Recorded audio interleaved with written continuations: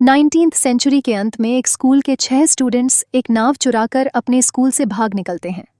लेकिन उनको क्या पता था कि उनकी गलती उनके लिए 15 महीनों तक आफत बनकर आने वाली है।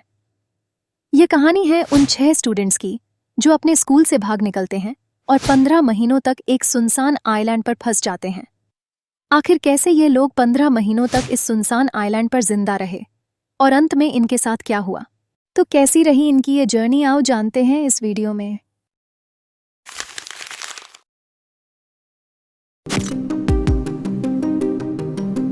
उन्नीस सौ 65 से जब टोंगा के एक बहुत बड़े बोर्डिंग स्कूल से 6 बच्चे गायब होते हैं। आपने बोर्डिंग स्कूल के बारे में मूवीज में तो जरूर देखा होगा। यहाँ पर सभी बच्चों को सुबह टाइम से उठना पड़ता है, रूल्स में रहकर ही अपनी लाइफ के सारे काम करने पड़ते हैं। तो इसी चीज से स्कूल के 6 बच्चे भी बहुत तंग आ चुके थे। उन 6 बच्चों का नाम था साइन स्टीफन कोलो, डेविड लूक और मैनो। एक बार शाम के वक्त ये सारे दोस्त बैठकर बातें कर रहे थे। तभी सायन ने कहा कि चलो कोई ऐसी चीज करते हैं कि हमारा दिल खुश हो जाए और इस बोर्डिंग स्कूल से भी छुटकारा मिले। साइन ने कहा कि क्यों ना कुछ नया एक्सप्लोर करते हैं और किसी आइलैंड पर घूम कर आते हैं। तो बाकी 6 लोगों का यह कहना था कि स्कूल से बाहर निकलने की परमिशन तो हमारे पास नहीं है, तो हम दूर आइलैंड पर कैसे घूम कर आएंगे। तो फिर उसने अपना प्लान बताया कि हम रात को निकलेंगे और सारा आइलैंड घूमकर वहां रात बिताकर फिर वापस इसी बोर्डिंग स्कूल में आ जाएंगे। सभी बच्चे साइन के साथ जाने के लिए एग्री हो जाते हैं और यह सब मिलकर फिजी नाम के आइलैंड पर जाने की तैयारी करते हैं। यह फिजी नाम का आइलैंड टोंगा से लगभग 800 किमी दूर था।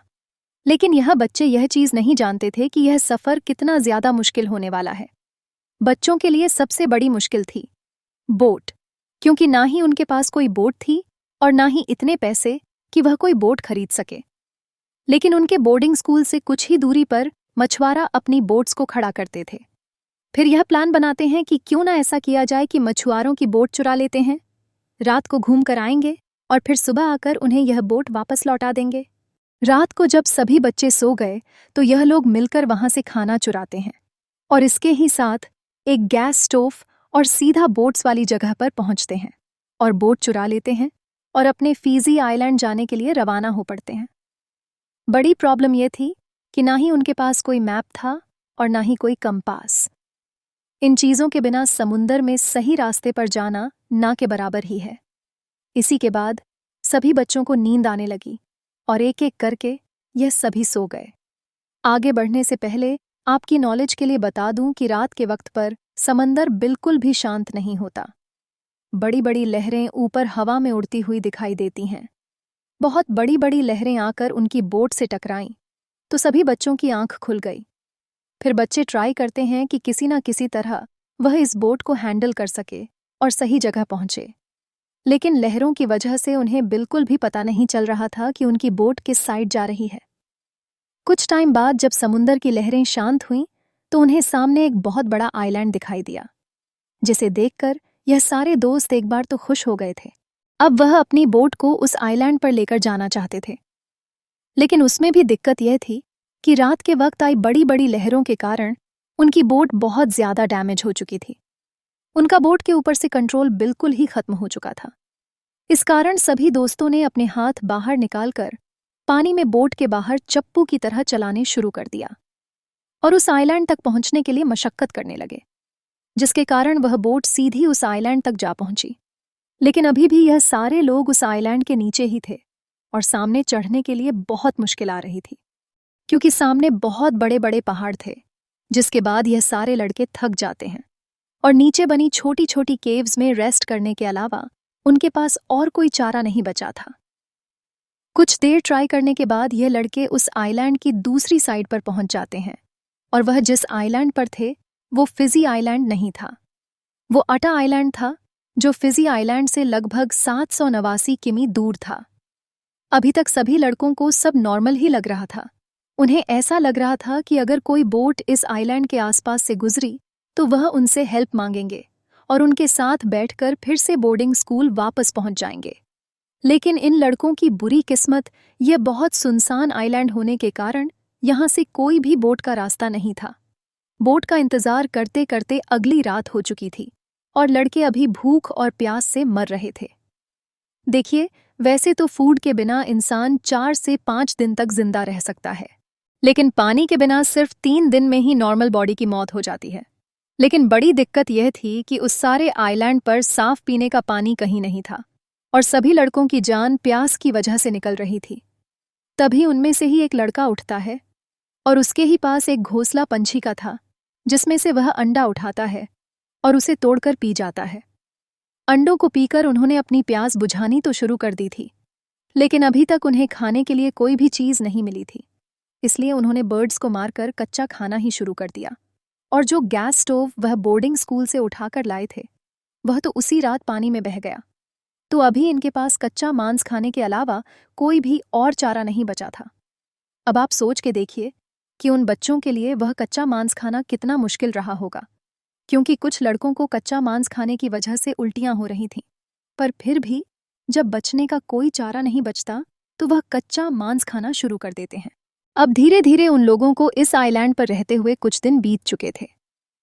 अब वह लोग ऐसे ही पक्षियों को खाकर, अंडों को पीकर अपना गुजारा कर रहे थे, इसी उम्मीद में कि किसी न किसी दिन कोई न कोई जहाज इस आइलैंड के आसपास से गुजरेगा और फिर से वह अपने घर वापस लौट जाएंगे।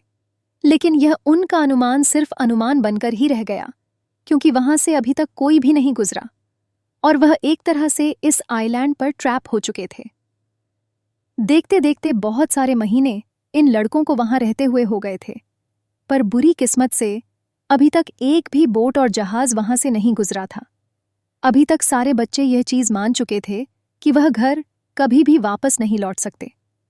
अब उन्हें अपनी सारी जिंदगी यहीं बितानी पड़ेगी। और दूसरी साइड टोंगा में उनके पेरेंट्स भी ये चीज मान चुके थे कि हमारे बच्चे कभी भी वापस लौटकर नहीं आ सकते। और दूसरी साइड टोंगा पुलिस ने भी अपनी इन्वेस्टिगेशन बंद कर दी थी और यह सारे लड़के उस आइलैंड पर जिंदा रहने के लिए सरवाइव कर रहे थे।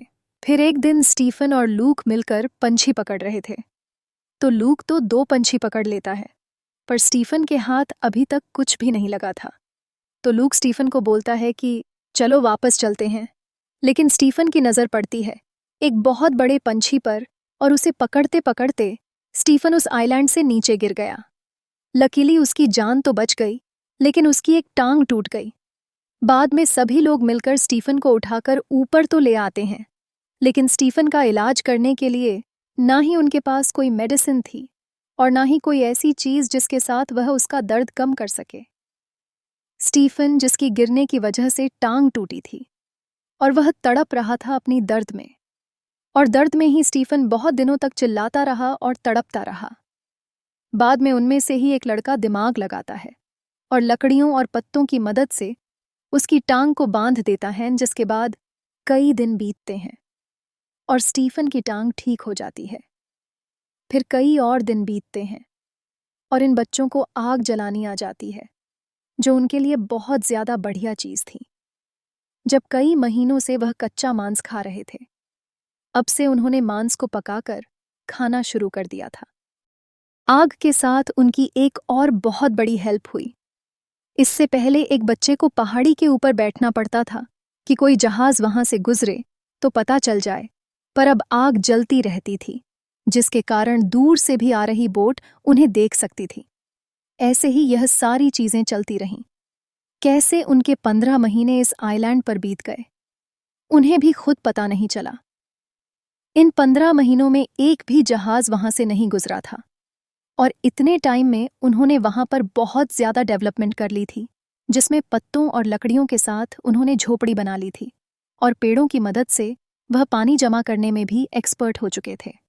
अभी तक उन्होंने मुर्गियों को भी ढूंढ लिया था और इसी के साथ उन्हें कुछ चाकू भी मिले थे। वैसे तो अब यह पूरा आइलैंड उनके मुताबिक पूरा जीने के लिए बन चुका था, लेकिन फिर भी लड़कों के मन में अभी भी एक इच्छा थी अपने घर वापस लौटने की। फाइनली एक दिन स्टीफन को दूर एक बोट नजर आती है।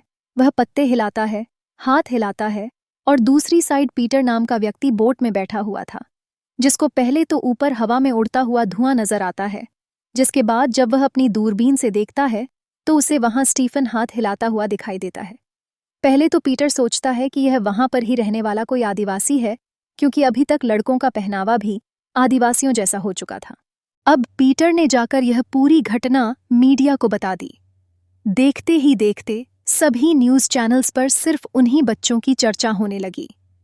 यह कहानी हर जगह ट्रेंड करने लगी, जिससे लोग को इन बच्चों की संघर्ष भरी यात्रा के बारे में पता चला। इन लड़कों की कहानी पर एक बड़ी फिल्म भी बनाई गई, जिसके पैसे बाद में पीटर को भी मिले, क्योंकि वही था जिसने पूरी दुनिया को इस घटना के बारे में बताया। अब मैं आपसे पूछती हूँ कि आप बच्चों की जगह होते तो क्या करते, कमेंट करके ज़रूर बताना। मुझे उम्मीद है कि आपको ये वीडियो अच्छा लगेगा। वीडियो देखने के लिए थैंक यू। फिर मिलते हैं नई वीडियो के साथ, तब तक के लिए बाय।